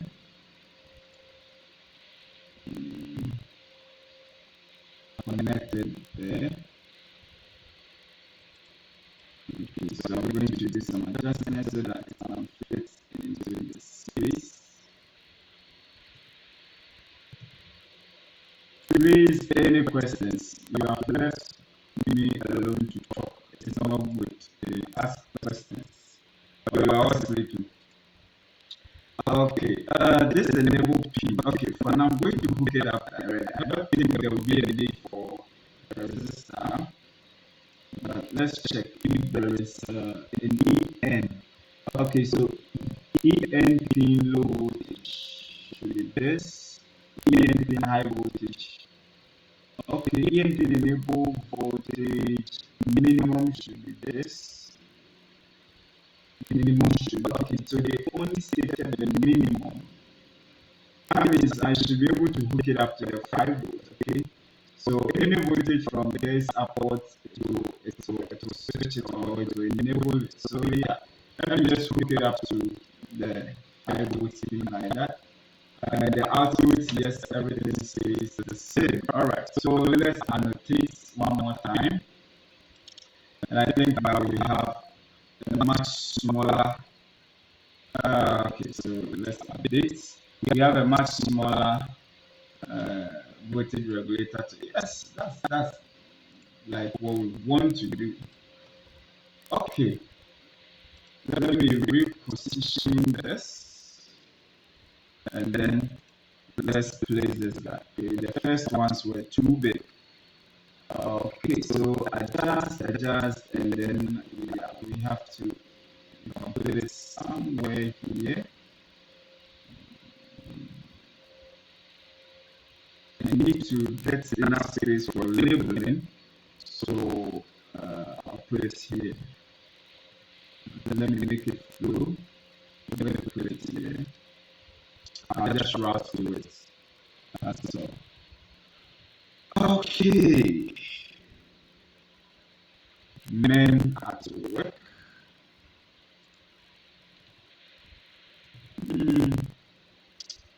It's like this. Yeah, that is also not bad. Let's keep this here.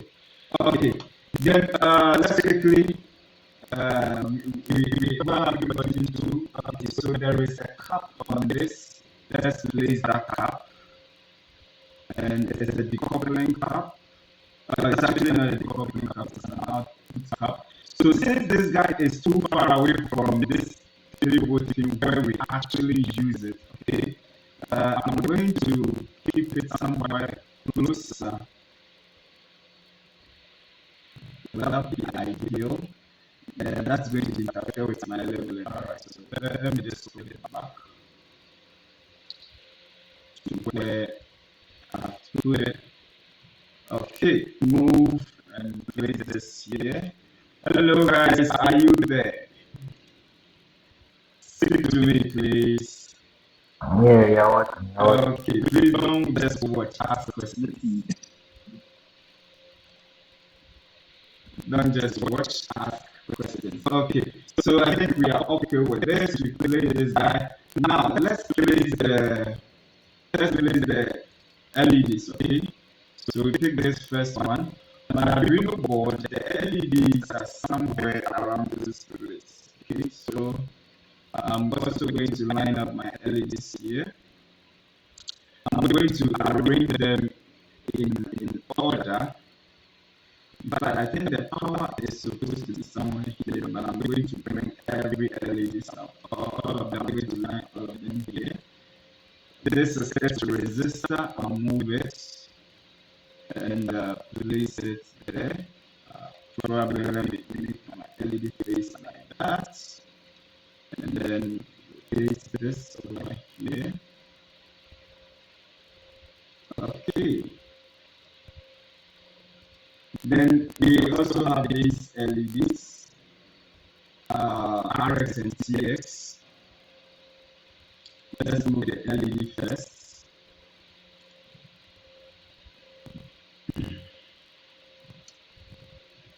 Okay, that would come here. Unfortunately, we will have to route it through a long way. Looking at that, I think it will be better these guys come here. So for now, we're going to keep them here. Then this is it resistor. It resistor, I'm gonna rotate and keep it here. Then I bring the RX. See, whilst placing, I'm avoiding crossing. Okay, so take note of that. So I'm gonna put this here and bring its resistor closer to it. Okay, that's all right. Then the last LED would be pin 13, LED 13, right? Bring that and we'll make it a little isolated. And bring its resistor. Okay, over there. All right, so let's do some repositioning. Let them start from here, and this guys will follow suit. Okay, I'll put a little distance between that and the P13. Okay, now I want to align all of them. So I'll select this as my reference, and I want to align all of them to the left like that. Alright, so for now, yes. In fact, let us deal with this. It's making it look messy already. So we are arranging the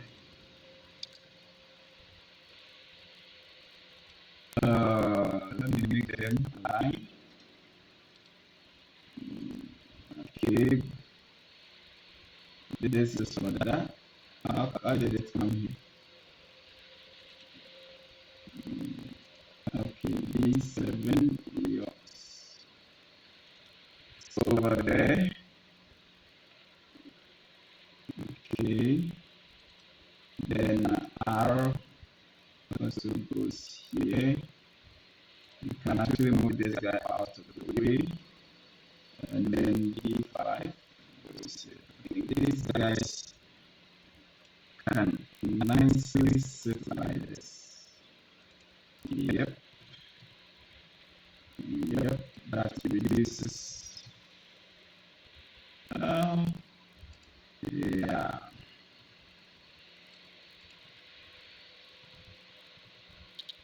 Okay.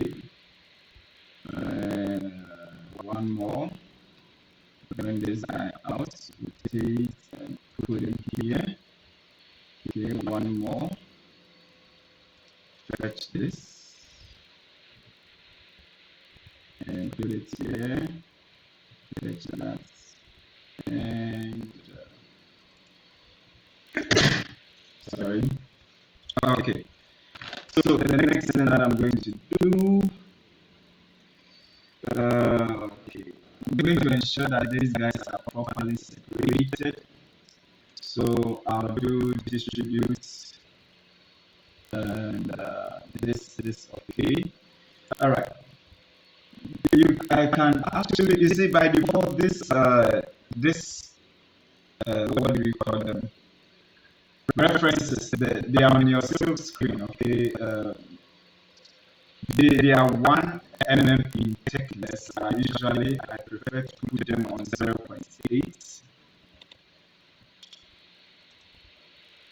Okay, do the same for this guy. 0.8.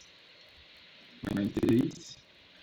Now, if you take your time and do a good job with your placing, it helps you do the routing easily. So you see that as I'm doing my placing, I'm also doing optimizing them alongside, right?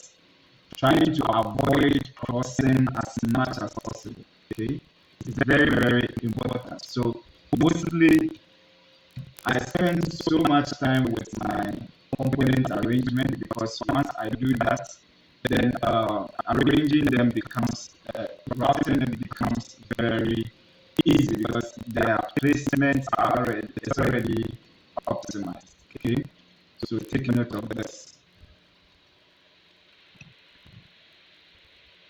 The only easiest part of a hardware development job is when you are taking the money.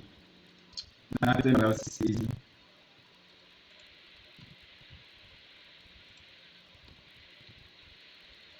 Okay, so these guys are already aligned, I think.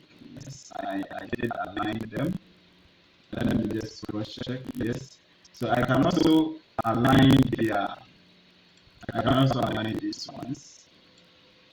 I'm going to select the diode as a reference, which of them, okay. Let's select again. Wow. All right, hold control and you can select them all. Okay, so I'm going to use this as my reference and say align with this, okay, and then probably distribute vertically. Yeah, still have to reposition some stuff. This will have to be here. This will have to be there. That's here. Just to ensure that they are properly centered. Okay. Just to ensure that. Okay, so I think I'm good. I think I'm good. Yes. Good. Good. I think I'm good. So let's look at what we have done so far. The 3D view. And that is what we have. You can see, let me bring it back. You can see that we have these things here. Okay, we move components. You haven't updated the UI yet. You haven't updated the board. So you hit B to refill the board, and that will clear those things. Okay, so our board is gradually taking shape. Okay, gradually taking shape. You can see that we have just a few more components to place. All right, so now let's come to the Arduino itself. We have some few components to place on Arduino. Let's start with the power. So we have a decoupling capacitor here that is supposed to go to pin 7. So let's look for Arduino pin 7. Arduino pin 7. Not Arduino pin 7. So we can actually mount this guy here. Mount this here. This will be within space. Then this one goes to pin 20. Okay, so we look for pin 20. Pin 20 is here. Rotate it and mount this guy here. Okay. We have the reset. This button should be, in fact, for this reset button, we can put it where, let's see if we can nicely put it somewhere here. Because we put it on the reset button now have to be somewhere here. I don't want to put it there. So I'll put it closer to the reset button. So let's do it on this. Let's put the reset button on that. The reset button is somewhere here. Okay. So yeah, and it's very close to the edge. I think the button we are using is quite bigger than the one Arduino uses. Okay, it's bigger than I think so uses. So let's just keep it. And I'm gonna bring its resistor closer to it. I'm gonna bring it resistor closer to it. So I'll push. That will be a cross yard overlap. So I'm going to push its resistor here. Okay. Move this guy out of the way. Put it somewhere here. We will spend time to adjust the cell screen. Okay. Now, you remember this capacitor here? I said it has to be closer to the IC itself. So let's bring it closer. it's supposed to go to the RST pin. And since my RST pin here, I'm going to put this guy here. Put it here. Okay. Move this out of the way. Put it here.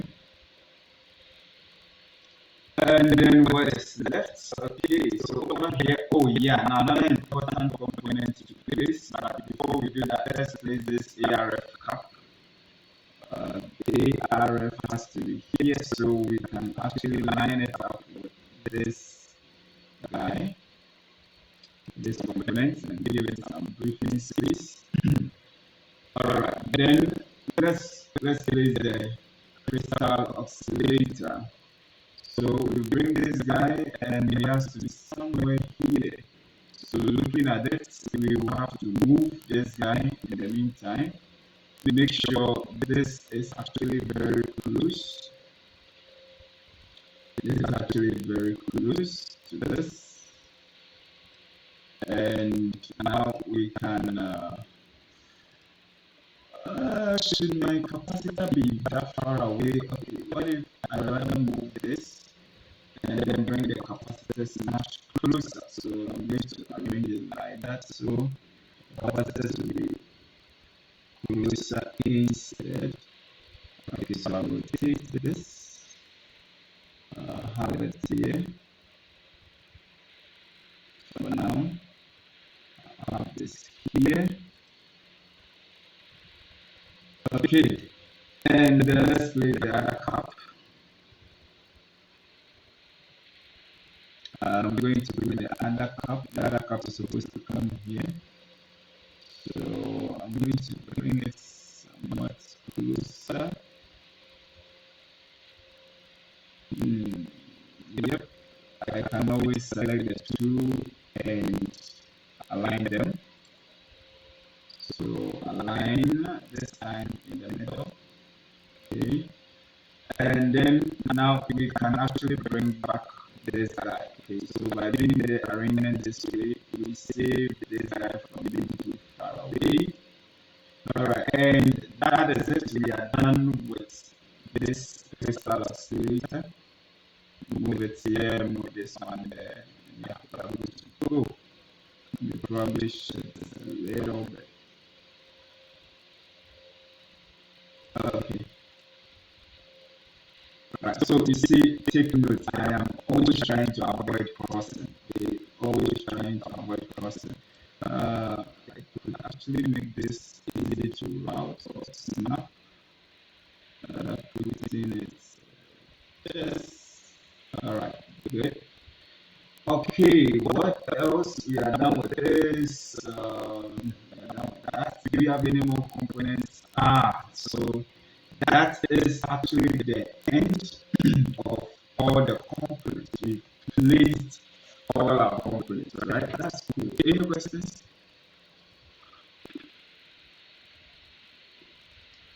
We placed all our components. We have 1 hour more to go. So what we're going to spend, we're going to do the next hour is to work on the cell screen, adjust things, and then see how the routing will go. But we are not going to route today. We'll start routing tomorrow. Okay. So I'm quickly going to move this ends about and reposition them. Not you. I want just you. Okay, so I'll put this here. I'll move this guy, put him here, repeat.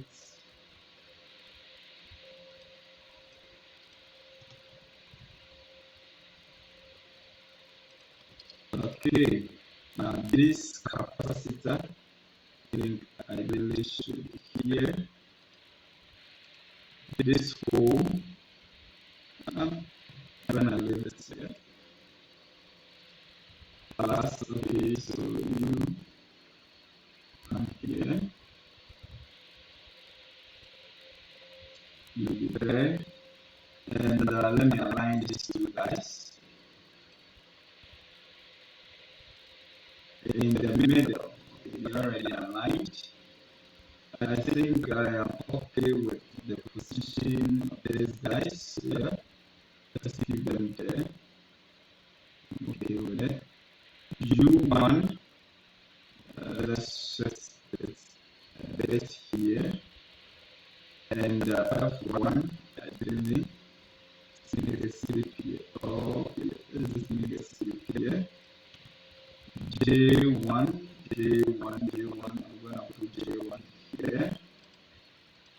This resistor, I'm going to change the size, 0.8, 0.8, and yeah, I can put it here.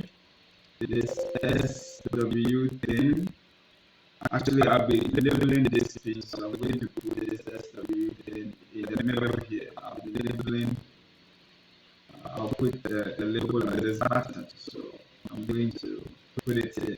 If it gets covered, that's okay. Okay. Okay, now H, let's bring you here and use 0.8 and 0.8. Okay, alright, so probably rotate it, put it there. Okay, this is good, this is good. Just let me move it to this point, and you, let's move you to this point. Oh, what about here?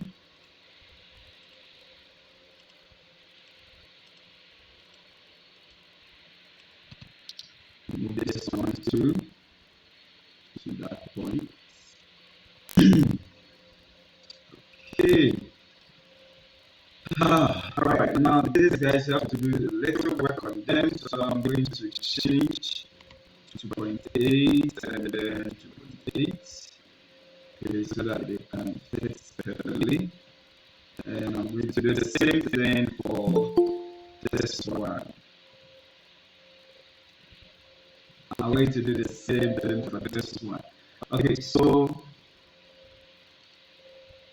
yeah, and this maybe just try to move them a little bit.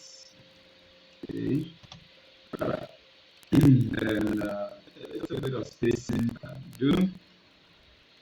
Okay, there is something here way out of.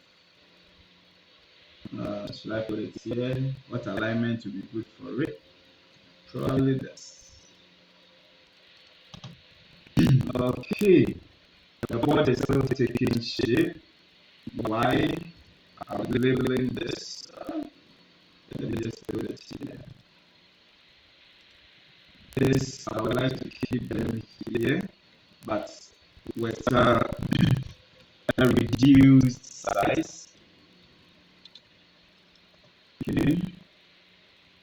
Move it a little bit closer. Do the same to this guy. 0.8, 0.8, and then move it. Okay. And I'll also bring this here. Again, reduce it 0.8, 0.8, and then move it. Then to make sure that they are properly aligned, I will select the three of them, pick one of them as an anchor and align to the middle. Okay. Let me also do the same to these things. So I think I already aligned them. Okay, good. Alright, what else is left? I need cleaning. Let's come here. Can I put this here? Yes, because I'll be putting labels here. I don't want this to interfere. Change them to 0.8 and 0.8. Okay, that fits. And do the same for this one. All right, so 0.8 and 0.8, and let's make sure they are aligned. Select this as an anchor and align them. Okay, so we have enough space to do labeling. Actually, okay, we will not be putting any label here, but it will not be ideal to leave this here. It's maybe interfere. Hmm. Where else? Where else? Okay, let me probably shift this here to reduce its size so that it will look different from the labels that I'll be putting over there. So I'm going to put it here apart from this cross. Okay, so we're doing clean up. Let me rearrange this. U2, that is okay. C14 also okay. J2, let's move you from here to somewhere there. Or J2 actually, no, I'll be putting a ground label here. So let me put J2 over there. Alright, so I think we're good. We're good. We're good. We're good. So let's now look at what we've designed so far. And you can see that our Arduino board has already taken shape. Ladies and gentlemen, this is how far we have come. Any questions? Let's do some rendering. Uh, any questions? Any questions? Any questions? Yeah, any questions? Please, let's stop giving two silent. Any questions? Yeah, it still doesn't look very beautiful, but we will get there. Actually, we can also change its colors. Can change the color of the board. So PCB colors, and not the 3D viewer colors. Okay, so the background ingredients of the board colors, use board stack up colors. Okay, so top silk. Okay, if I select use board stack up colors, then I can go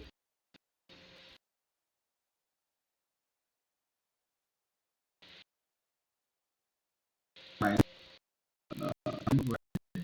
okay, so I can go to my startup, and then over there I can set the board colors. So physical startup, colors not so set screen not specified, so screen use white. F mask. I can actually set the board color itself. Alright, let's get it from a 3D view. So go to the 3D viewer, and then let me stop the rendering. Go to preferences,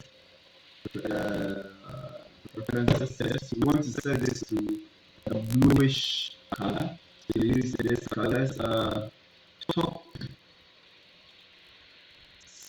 soda mask, soda mask. Definition is this body. Is that okay? Let's see something. Let's select blue. What do we get? Yep. And then we do the same. We do that again. Button soda mask. We select blue again. Okay. Copper finishing. Let's select gold. Let's select gold for copper finishing. And the body of the board, let's select something aluminum, natural, FR4 natural. Yeah, let's go with FR4 natural. Okay. Yeah, I think I like this. And actually, adjust this, we can select this color. We can let them print in this color. So let's render and see how things look like.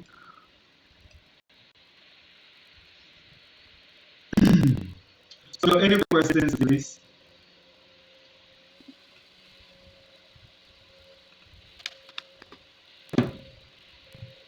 Any questions? Okay. Okay. Let me stop this.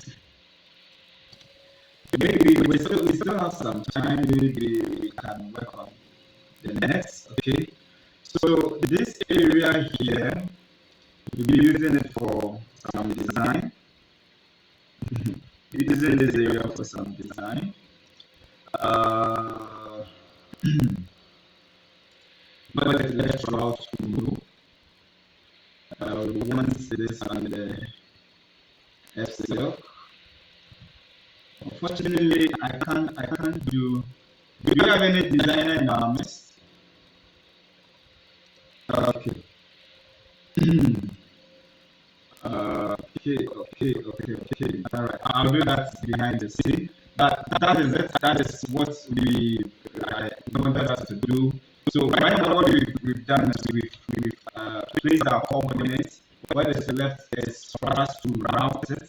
So we're going to start routing our component our board God willing tomorrow morning. Okay. Start routing it tomorrow morning. We should probably complete it by the afternoon session.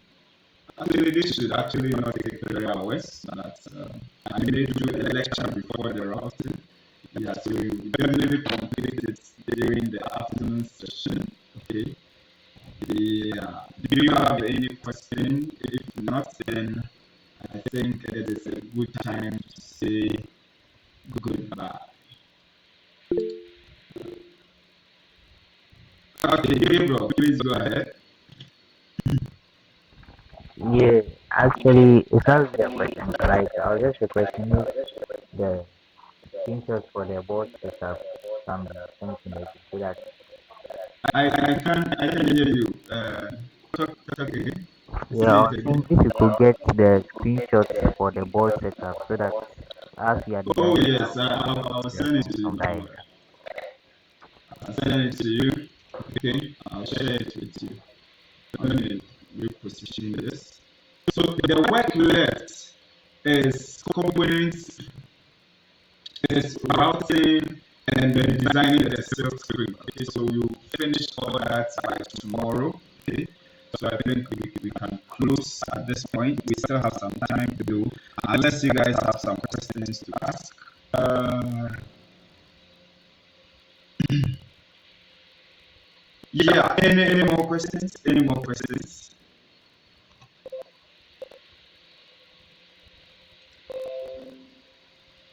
Any more questions, please?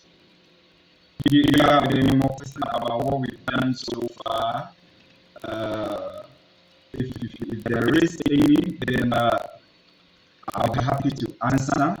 If there is none, then I think this is a good point to say thank you for joining this evening session. Okay, we will complete everything tomorrow, so don't miss it.